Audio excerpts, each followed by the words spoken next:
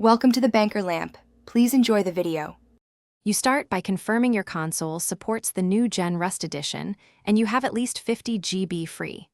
Once done, update the console OS and switch to a wired connection or reliable 5 GHz Wi-Fi so downloads won't fail. Make the purchase or redeem your digital code, then queue the download and enable auto install.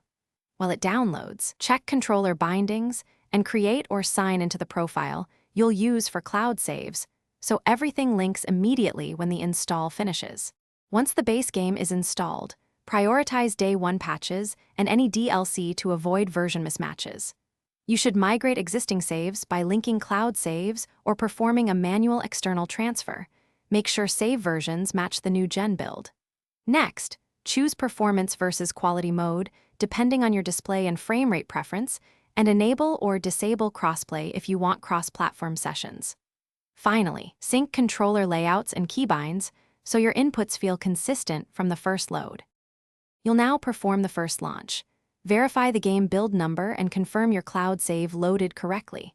Make incremental tweaks to graphics and audio settings, lower shadow and crowd details for smoother frame rates, and adjust network settings to reduce latency.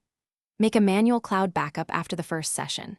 If you encounter issues like a stuck update or corrupted install, clear the console cache, restart the system, and reapply the update. If that fails, re-download the game and restore saves from the cloud. Thanks for watching. If this was helpful, leave a like and consider subscribing. See you next time.